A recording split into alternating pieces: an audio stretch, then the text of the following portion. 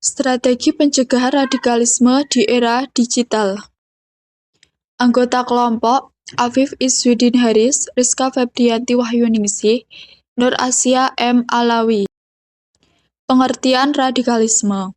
Radikalisme adalah paham yang menginginkan perubahan secara drastis dengan cara-cara ekstrim, dan seringkali disertai sikap intoleran terhadap kelompok lain. Dalam konteks keagamaan, radikalisme muncul ketika seseorang memahami ajaran agama secara sempit dan menganggap kelompok lain sebagai pihak yang salah atau musuh yang harus dilawan. Dampak radikalisme antara lain munculnya konflik sosial, menurunnya toleransi antar umat beragama, ancaman terhadap persatuan bangsa, penyebaran ujaran kebencian, munculnya tindakan kekerasan dan terorisme. Karena itu, radikalisme menjadi masalah serius yang harus dicegah bersama. Dalam metodologi studi Islam, radikalisme dapat dianalisis melalui dua pendekatan. Yang pertama, pendekatan normatif teologis, berdasarkan Al-Quran dan hadis untuk memahami ajaran Islam yang sebenarnya. Yang kedua, pendekatan sosiologis, mempelajari faktor sosial yang menyebabkan munculnya radikalisme dalam masyarakat. Generasi muda merupakan kelompok yang paling aktif menggunakan internet.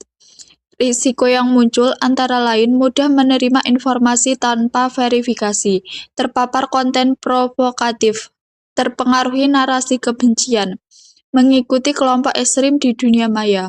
Karena itu, diperlukan kemampuan berpikir kritis dan literasi digital.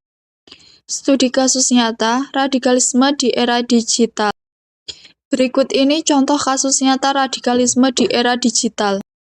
Kronologi kasus. Awalnya, para pelaku menyebarkan berbagai konten keagamaan melalui media sosial seperti Facebook, Instagram, YouTube, dan Telegram. Konten tersebut dikemas secara menarik dalam bentuk video pendek, gambar, maupun tulisan sehingga mudah diterima oleh pengguna internet. Setelah menarik perhatian calon anggota, mereka mengajak individu yang tertarik untuk bergabung ke dalam grup-grup tertutup. Di dalam grup tersebut, proses penyebaran paham radikal dilakukan secara bertahap melalui diskusi dan materi yang mengandung unsur intoleransi serta kebencian terhadap kelompok lain. Kronologi kasus. Lama-kelamaan, anggota kelompok diberikan pemahaman yang lebih ekstrim terhadap manipulasi ayat Al-Quran dan hadis untuk membenarkan tindakan kekerasan. Sebagai anggota bahkan diarahkan untuk mendukung atau melakukan aksi terorisme. Kelompok radikal memanfaatkan media digital karena jangkauannya sangat luas dan biaya yang relatif murah. Beberapa cara yang digunakan antara lain, menyebarkan propaganda melalui media sosial, membentuk grup diskusi tertutup, melakukan indoktrinasi secara bertahap, memanfaatkan isu ketidakadilan sosial untuk menarik simpati, mengajak anggota melakukan tindakan ekstrim atas nama agama.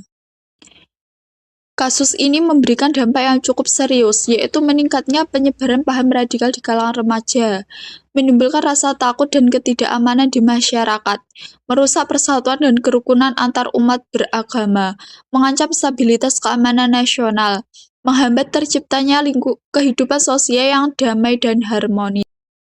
Pembelajaran yang dapat diambil antara lain meningkatkan literasi digital masyarakat, memperkuat moderasi beragama, menanamkan pendidikan Islam yang inklusif, meningkatkan pengawasan dan pendampingan keluarga, memperkuat dakwah yang damai dan toleran, meningkatkan kerjasama antar pemerintah, sekolah, tokoh agama, dan masyarakat.